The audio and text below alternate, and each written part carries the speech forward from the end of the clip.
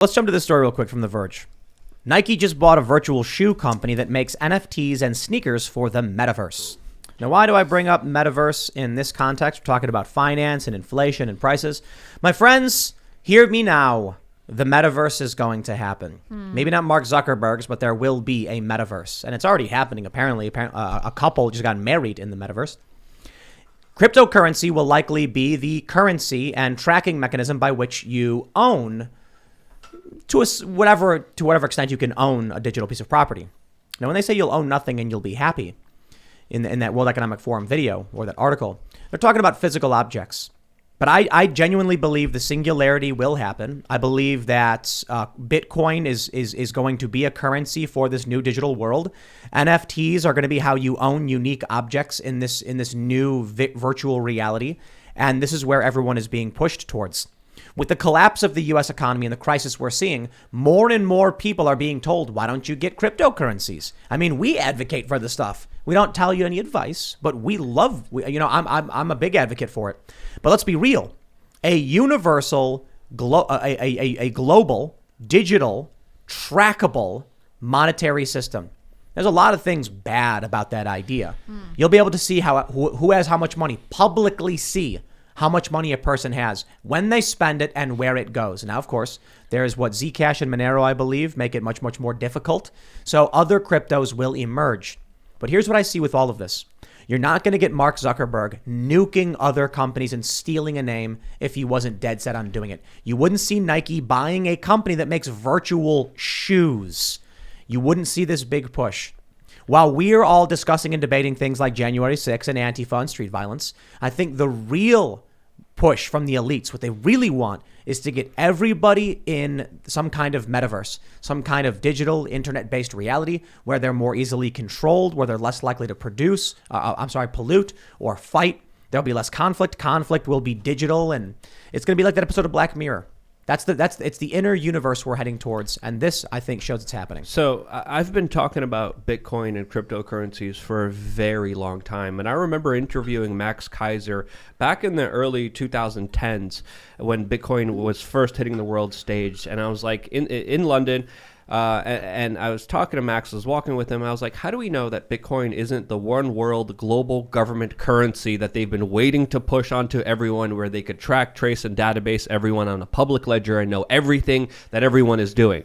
And I forgot Max Keiser's response. I got to watch my old videos in order to see that. But whether it's Bitcoin or another government coin, we know Russia's working on their own kind of cryptocurrency. So is Venezuela, where, of course, there'll be less protections for personal freedoms and liberties. Right now, if you have a Bitcoin address, it's as private as much as anyone else who knows about it. So if no one knows that I have a Bitcoin address, there could be money coming in and out. No one would know it unless I publicly tell someone I have a Bitcoin. So it might be Bitcoin, it might be another currency, but there are other people using this technology to push privacy coins, push for people to have total anonymity online, total freedom, total privacy, and it's a double-edged sword. I think cryptocurrencies, it's the new internet, and I think just like it could be used for something really bad and really evil and total government control, I think it could also be used for something that could free people, liberate people, and give them privacy, which is absolutely essential in our modern day society. I think I think it's great. I think Bitcoin's fantastic.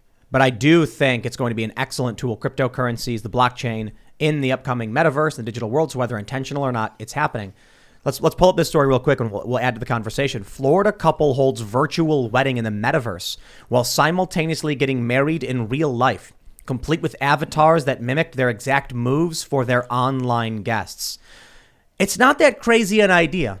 I think people look at this and they don't understand the context. There's a lot of people who couldn't travel to be at the wedding. So they did a virtual version so you can put on your Oculus or whatever and watch it happen.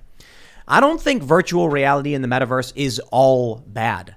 I just think that there are creepy elites who want to take away your possessions and your ability to work and make money and stick you in a box where you have no kids and then you rot and suffer. I think there's a lot of really bad things about the elites want. Technology's not all bad, though. However, I do think we are advancing in a creepy direction, and this may actually just be a fad.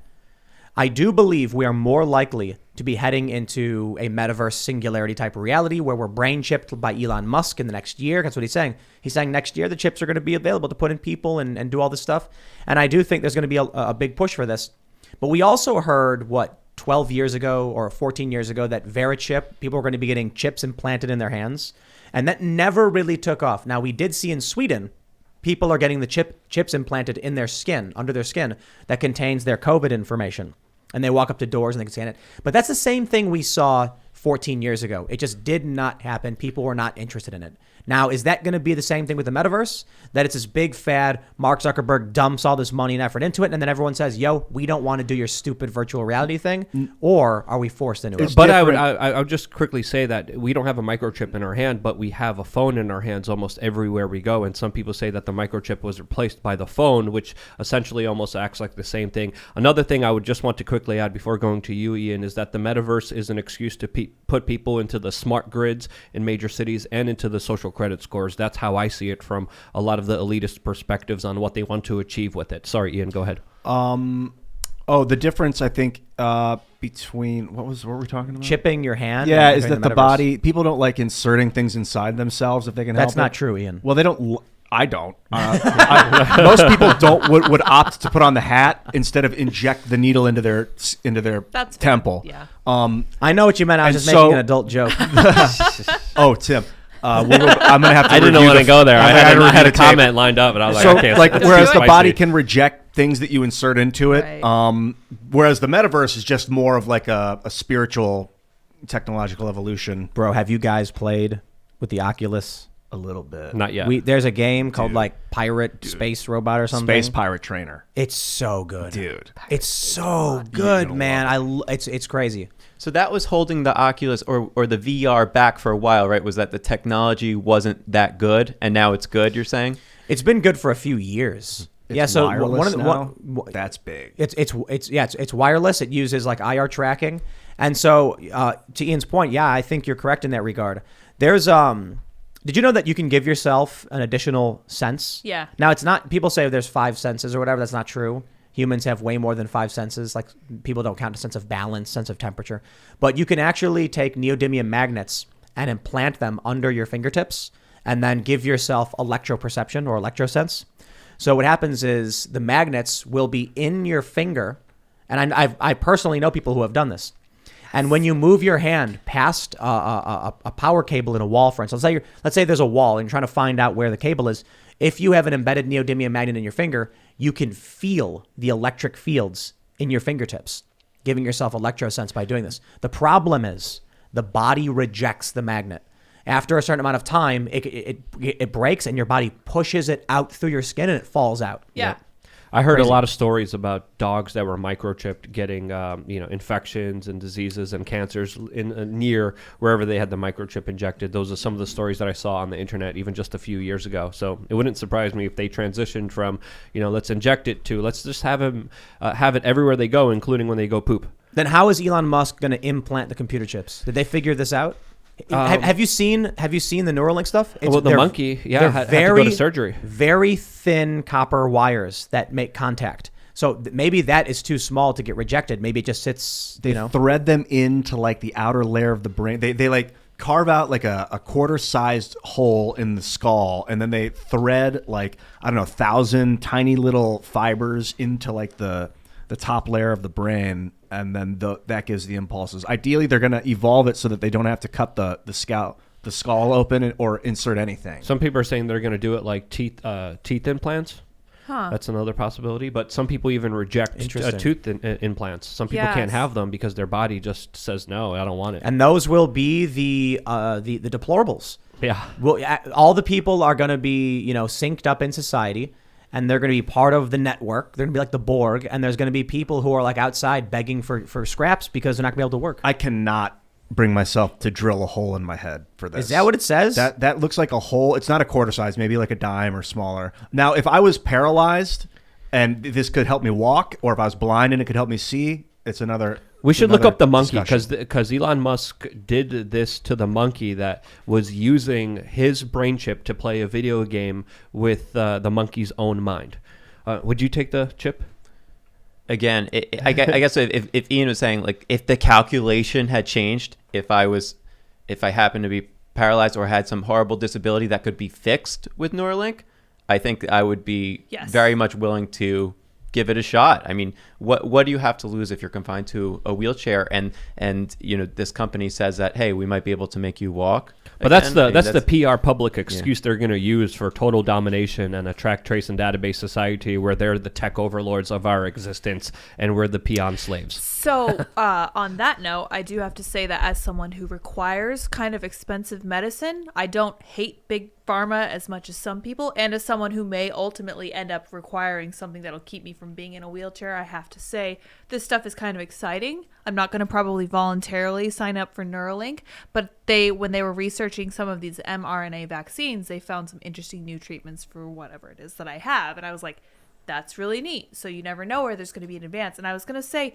one of the things that I'm sure they're probably thinking about right now is how your body is going to respond to keeping this inside your body, because you can't even transplant an organ without requiring anti-rejection medicine for the rest of your life, because your body does not want any foreign objects in it at all. Like, your body rejects tattoo ink. Your body rejects everything. Maybe this is why they're working so hard towards artificial intelligence, because the human mind is not programmed. It is developed over a period of time, and it self-generates. There's like a base code when human is born, and over time, the neurons connect, and each individual's brain function is unique, like a brain print almost. So how do you interface with a brain that is unique to itself, self-grown? When we make a computer, we take the schematic for the computer, we replicate it a billion times. There's our computer. We know how they work. They have interchangeable parts. But each individual human is not the same. Some people use a slightly different part of the brain. It grew in a different position.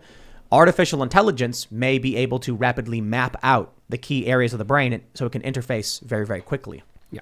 It also looks like that monkey went through surgery. Like, they opened up his skull and implemented a chip in there, because you don't see any wires on the outside. You see a bald spot on the back of the monkey's head. So it looks like this, and it showed the surgery. It showed the implant being injected after a cut of the monkey's head.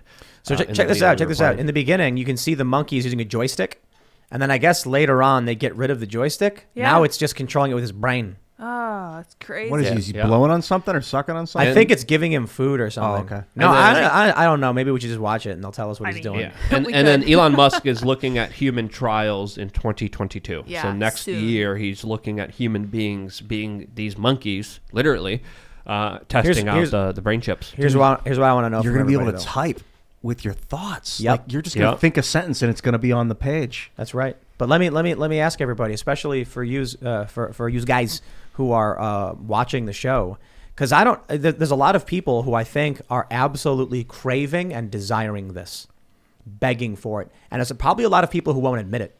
Because this is what I was saying to when we had Jack Murphy on the show. I was like, imagine you get up, you walk over to your treadmill, you throw the towel over your neck, you turn on your Neuralink, and then all of a sudden you're at Old Country Buffet, and while you are virtually consuming massive quantities of food and cakes and steaks, filet mignon, all the steak you can eat, you're sitting there eating, and then you get full and you're like, that was awesome.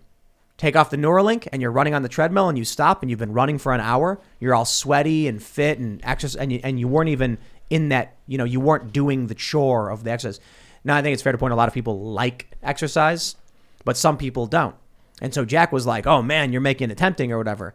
There's a lot of people, and beyond that too. What if you could take, you've got the brain chip, and then you could take a little chip that was like, Elder Scrolls 13, put it on your brain, turn it, boom, you're in Elder Scrolls. You're fighting dragons. You're throwing fireballs. They're gonna need to make Elder Scrolls 15 cream that I can just rub on my third eye, and then that'll install the game for me. You snort it. Yeah, I don't want to insert anything. But also, sacrifice and pain builds character and builds an appreciation for something. If you're just given something, I mean, obviously the average human being is going to like it for a little bit, but then become kind of apathetic to it and not be happy, not be satisfied, because they never truly worked for something that's their own. It was just given to them in this kind of metaverse, and I think this is going to create a society of very unhappy people, and I don't think it's going to work. Have you guys ever seen the commercial for PlayStation 9?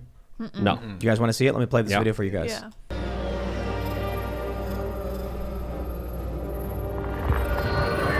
Something new for 2078. That's a smart dust. PlayStation 9's new electronic spores tap straight into your adrenal gland. Yep.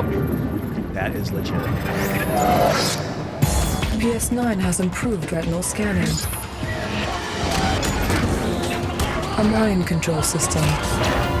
Holographic movie surround vision.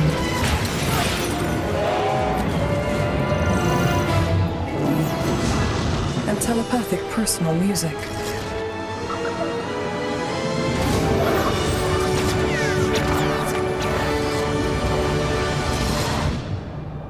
The ultimate just got better. PlayStation 9. Teleport yours today. That is creepy. Why did they think that it was going to take 6 decades to get to PlayStation 9? I have no idea. Yeah. It's creepy, though, isn't it? It's like all quiet. Dude, you're going to be able to do that, but you're going to have like 80 games going on at once in your brain. People are going to evolve to multitask, to be able to think about different things at the same time. And this is going to help train us to do that. In this day and age, you can't even tell if that's parody or not. Like, if you told me, oh, this is an official Sony commercial, Jordan, I'd totally believe you. I have no idea what that is. But separating these, like, parody skits from actual reality, everything is becoming so dystopian nowadays. We're just, like, living in a weird Black Mirror episode when Mark Zuckerberg shows up and says, oh, you're all going to enter the metaverse with me. And we're like, what is actually going on here? People will do it. I think most people are going to do it. I think, we are more likely to be the outliers. Steve Bannon talks about it. But Steve Bannon's on the older side. You tell a young kid they're going to be able to actually go into The Witcher and live in that world. You're going to tell them your favorite TV shows. You're not just going to watch the TV show. You're going to be in the room as all of that stuff is happening. You're not just going to watch Game of Thrones. Okay, bad example. Game of Thrones ended up sucking. But what's a new hot show? Hellbound or Squid Game. You're not just going to be watching Squid Game.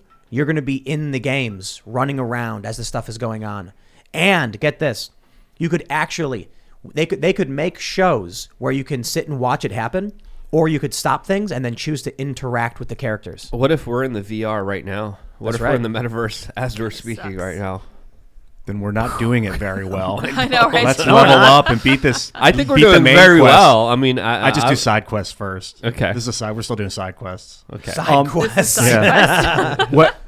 Oh, I was gonna say something. Never mind. Speaking of the simulation, isn't that new Matrix movie coming out in like a few days? I think It so. sounds so dumb. They're going to It's on the destroy that 22nd. trilogy. They're going to destroy all the hardcore like messaging of freedom and liberty and against the system. They're going to make it just, I think, a total pro-establishment, pro-propaganda of our modern day blue-haired person that's non-binary. There's literally yeah. one of the main characters is like a blue-haired, non-binary person. I remember when I was going to say these kids, you're going to get like a 10-year-old being like, okay, mom, I'm going into the metaverse, and puts on their helmet, goes into their digital shop where they're selling their NFTs and all these, they're like this really well-known salesman in the verse. And then all these people come by and they're buying all this stuff. And the kid comes out an hour later and pays for his parents' food. And like, you're going to have we might see a society where the kids are paying for the adults via their digital presence in the verse. The Matrix got it wrong.